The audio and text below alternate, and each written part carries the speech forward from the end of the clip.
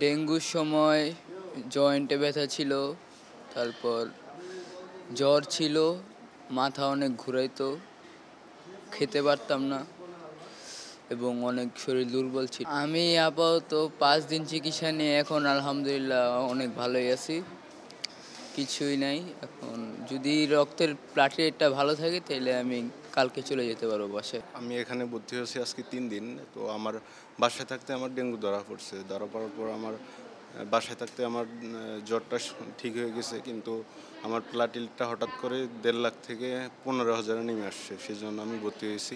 প্লাটিলেটটা কমে যাচ্ছে দিন দিন, সেজন্য। অন্য কোনো সমস্যা ছিল না। জ্বর থেকেই ডেঙ্গু হয়েছিল, ডেঙ্গু হওয়ার থেকে মানে প্লাটিলেটটা কমে যাচ্ছে আর কি, সেজন্যই ভর্তি হয়েছি। মাথা ব্যথা, শরীর ব্যথা, জ্বর, প্রচণ্ড মাথা ব্যথা যেটা সহ্য করার মতো না, এরকম মাথা ব্যথা দিয়ে প্রথমে ভর্তি হয়। তারপরে এখানে টেস্ট করানোর পরে ডেঙ্গু ধরা পড়ে। তারপরে আজকে 6 দিন যাবৎ অসুস্থ আছি আমি। এখন একটু সুস্থের দিকে। আমার প্লাটিলেট একেবারে 23,000-এ নেমে গেছিলো, এখন 56,000-এ উঠছে। এখন একটু সুস্থতা বোধ করতেছি। নাকের ভিতর, গলার ভিতর থেকে রক্ত আসতো আগে, এখন আর আসে না, এটা ঠিক হয়েছে।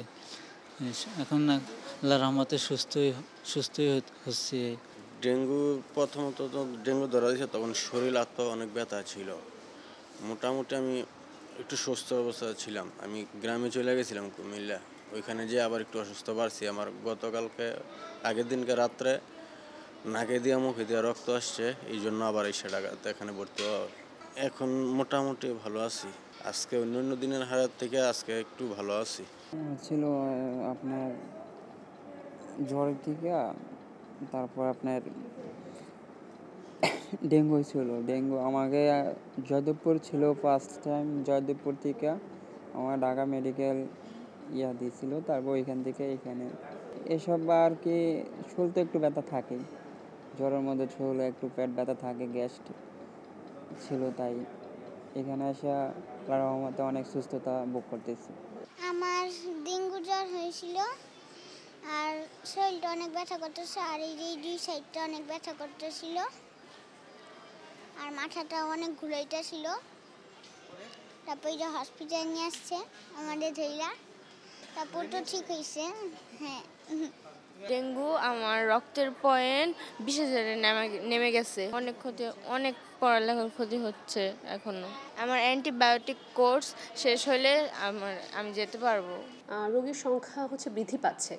আমাদের এই মাসে 11 তারিখ পর্যন্ত মোট ভর্তি রোগীর পরিমাণ, মানে আমরা টোটাল রিপোর্টেড রোগীর পরিমাণ 6,000 আর এবং প্রতিদিন আমরা প্রতিদিন প্রায় আউটডোরে 600-র কাছাকাছি আমাদের রোগী দেখছি, প্রতিদিন 600-র কাছাকাছি।